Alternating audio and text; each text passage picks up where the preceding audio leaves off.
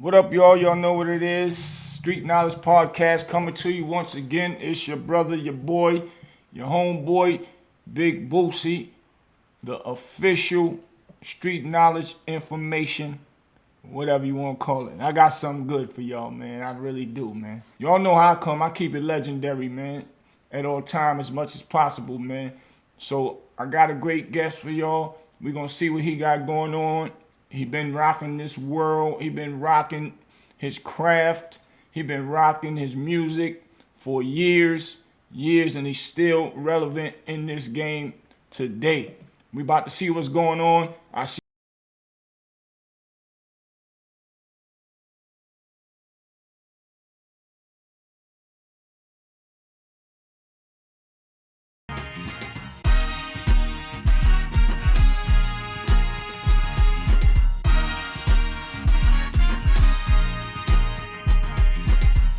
What up, y'all? Y'all know what it is. I'm back, man. Had a very interesting weekend once again. Like I told y'all in the other episode, man. Went to DC, had a ball. I can't stop talking about it. So legendary. It was crazy. And now I'm back working, putting it in.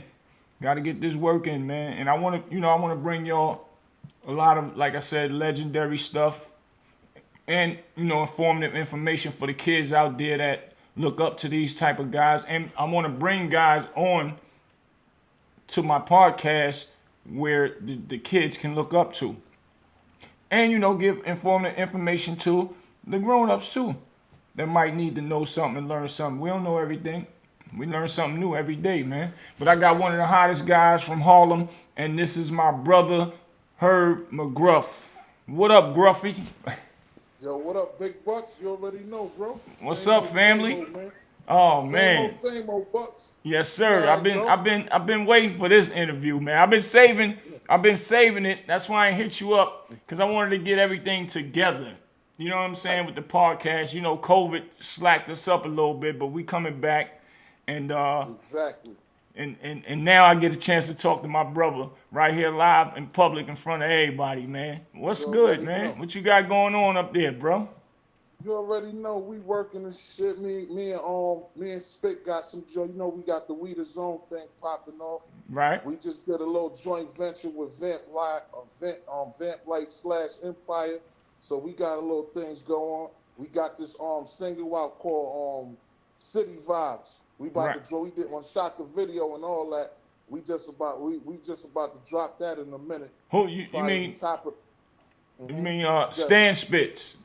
Yeah, so everybody will know, man, from the movie Belly.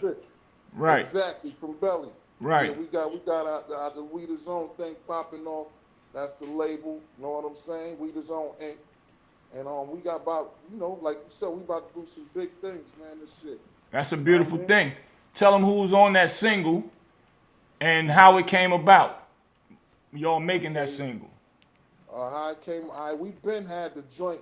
We had been got the out. The producer name was Out of Reach. Right. He had been sent us the beat a minute ago. We had the song. Me and Stan laid the song in DITC Studios, which is Showbiz Studio from Showbiz and AG.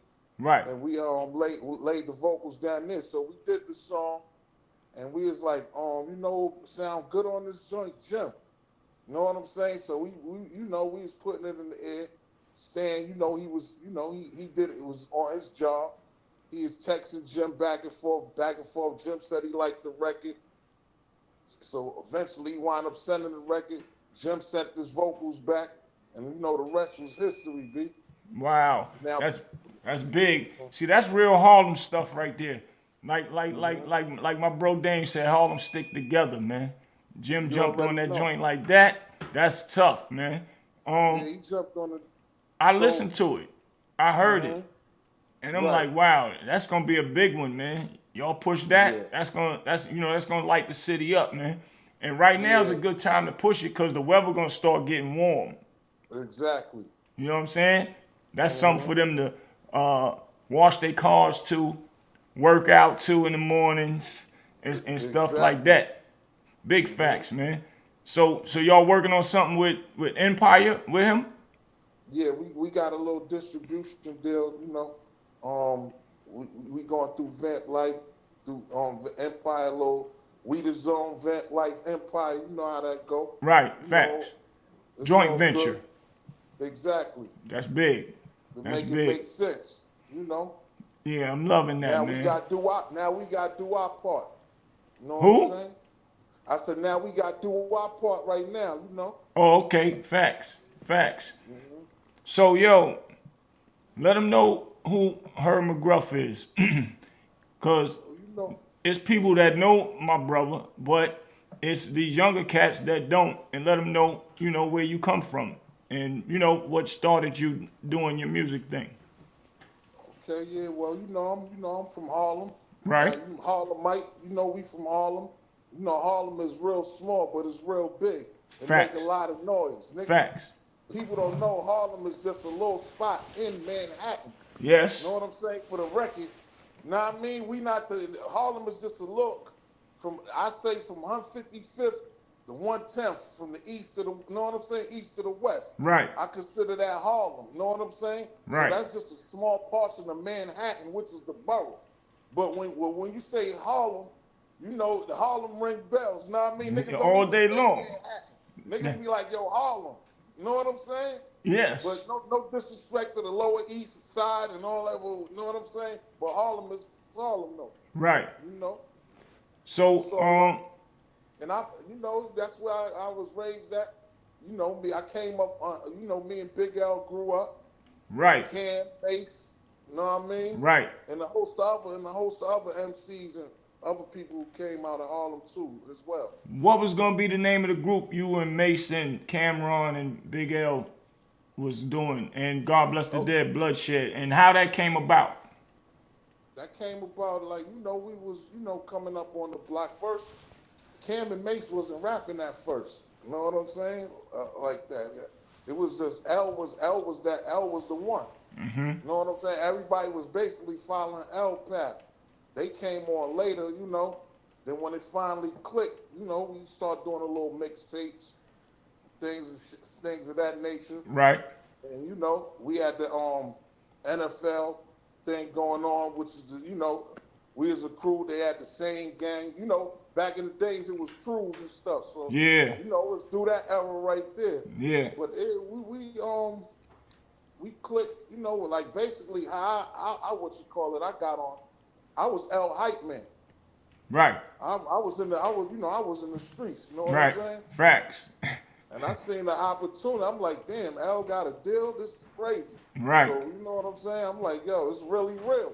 Once he got that deal, how he got his deal, it was ironic too, cause he went to it was this joint called Rockin' Wills that used to be on 125th. We used to go there, that they used to play, had a mixtapes and all that. They used to have the live DJs in the back. Right. And he went down there and met Lord Finesse. You know Wow. what I'm saying? And that's how he got his little interest. But we've been rapping and been doing little things like that. But that's how he got on the mainstream thing. Yeah. He met Lord Finesse. Wow. That's big. Lord Finesse, that's my boy. Like Yeah, we that's went my boy too. we went to school together. We went to Peace Park the West whole High digging in the School. crates. Yeah, peace to the whole digging in the crates. Facts. Lord Finesse Joe, A Fat Joe, Diamond D, you know what I mean? Facts. AG, the whole, you know what I mean? Rest in peace to Party Artie, you know what I mean? Yeah, we man. go Rest in back, peace, man. Party Artie, man. But Yeah, man. Finesse, that nigga was nice. We used to, when we was banging on the tables in the lunchroom in school, and he used to be Right. coming through with the Kangos on like LL used to Finesse- wear. Yeah, Finesse And was dead nice. one particular day, he just started rapping for niggas. Me, Shaft, God Bless the Dead, my brother Ant, and all of us. And Right. that nigga started rapping. Niggas was like, oh shit, that nigga nice, right? Yeah, So Finesse was dead nice. every day Still is. when we used to be in the lunchroom, he'll come in. He always used to roll solo too. Have his book bags, his books and all that. We used to call him LL. Yo, LL, man, come over and say a rap for us, my nigga. And he'll come over and spit some shit. That nigga always was nice, always kept to himself, always was a cool Yeah, dude, that's Finesse. and knew he was gonna be blessed one day to actually do that for his career. And then he get signed with Ice-T or something, right? I think so. I think it was Ice-T or somebody. I ain't quite sure who was first. Or I think he got Okay. on and then Ice-T liked him and wanted to connect with him or something. Maybe that happened. But Right. Big L was in the mix after or before that though. Him and L was Yeah. already tight. Right. Yeah, of course. So Yeah, me and L grew up, man. I remember back in the days when L, we grew up, man, from kids, man. So you know what I'm saying? So I met Cam and them later. Cam grew up around, but you know Cam a little younger than us. right. Cam was L younger than me. I'm the oldest out of all of them, though. Y'all used to play ball together. Yeah. Right. You know what I'm saying? But Cam family, you know, Cam family out of 40th and Lenox building 101. Right. His uncle Billy Giles. Right. His uncle Billy Giles, he's a boxing trainer. He used to train Aaron Davis, Hector Camacho, and shit like that. Oh, So wow. his uncle Carl and all of them, yeah. They out of 101. His moms and all of them out of 101. Wow. Which is 40th and Lenox, right there on the corner. You know what I'm saying? But So you know, I had did that interview with Queen's Flip and all that, right. and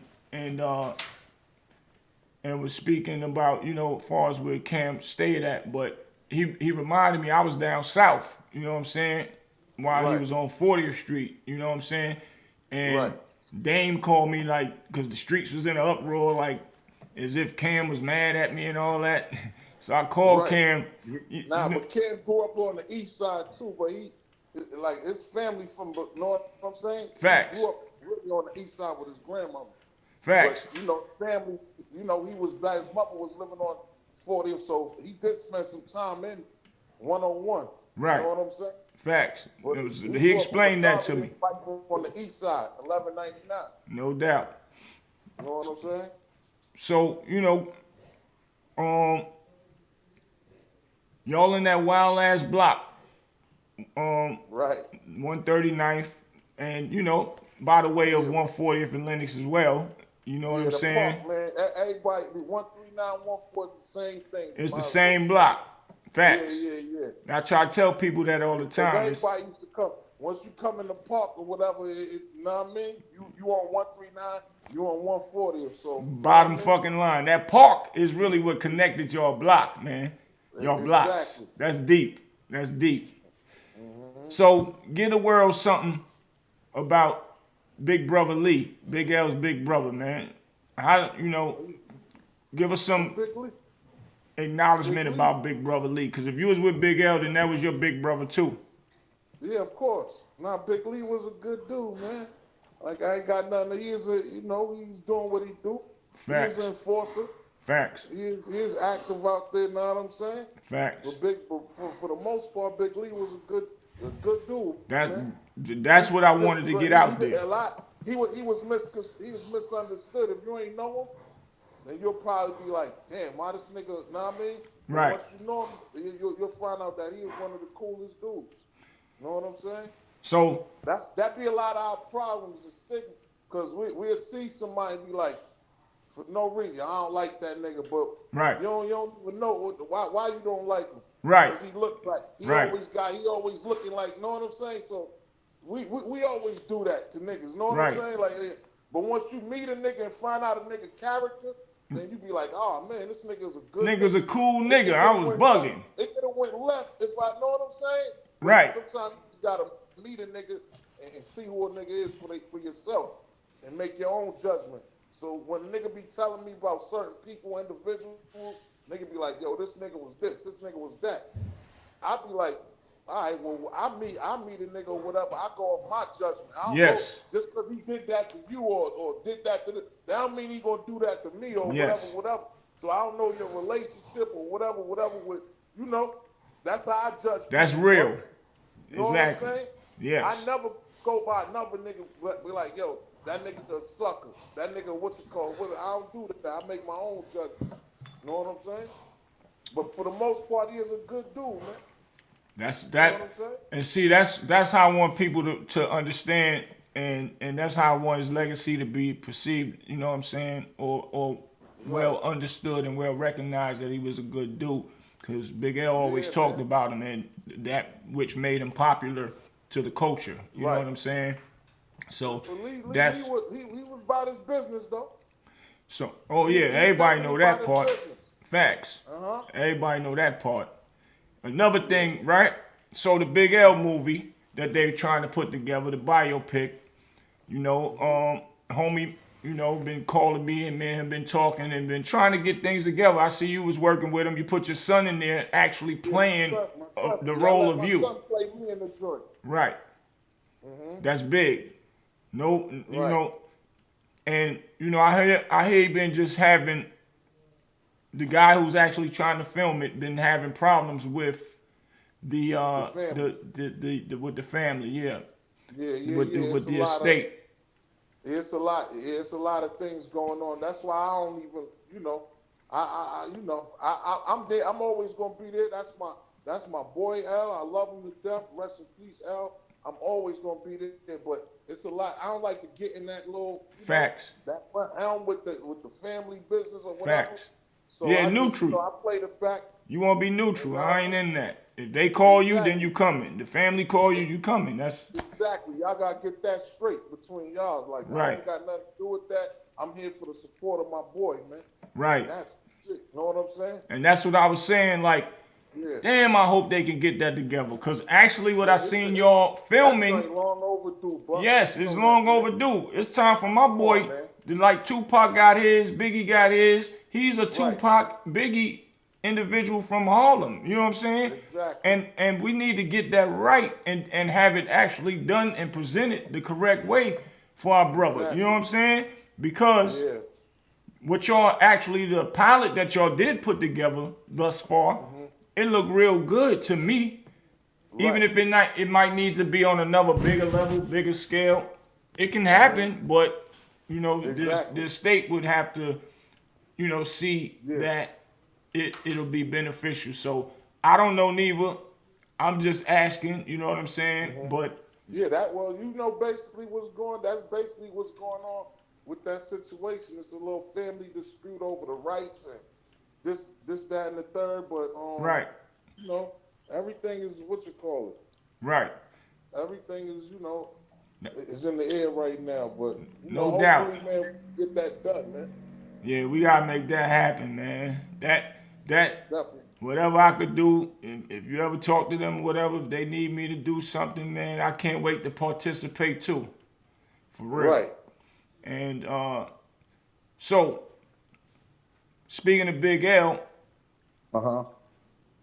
quick story with me and you. When I came home from jail, I didn't know Big L then. This was in 95. Right. Came home from jail. I had to get myself together. Running around, staying in my mom's house. I ain't had no money, I ain't had nothing. I said, I'm going to chill. I ain't fucking with them streets. I ain't doing nothing. Right. And this right here is a story for the kids. Because that's what this podcast, why street knowledge. So the kids understand, don't do what we used to do. But I'm home. I'm trying to figure out a way. I said, I ain't going to hustle, but I do want to try and do something. So I'm staying down in my mom's house. And down in North Carolina, I had my parole switch from Maryland to North Carolina. Came down here, and but when I came down, bro, I was down here fucked up, broke. I'm like, yo, this shit is crazy. So I leave, go to New York, go see my baby mother, which was my girl at the time. I start, you know, staying there. Getting to know my daughter, because my daughter was a baby when I went in, and she still was young when I came out. So I started going on the block, St. Nick, standing around, looking around, seeing niggas that I knew I grew up with coming through in fly cars and all that. I got my baby mama food stamps in my pocket. If I get hungry, I can go in the store and buy me a hero or a sandwich or something while I'm out here trying to see who I need to see and politic with, right? Right. So as I'm doing that, I see just niggas flying through. Then one of my homies, God bless him, Gerald, pull up in the big boy, 745 and all that. I'm like, yo, talked to him for a Go minute. now. When he pulled off, I'm like, yo, I'm going back down south. Fuck this trying to be a good guy and don't do nothing. I gotta get me some money. Hell yeah. Fuck that.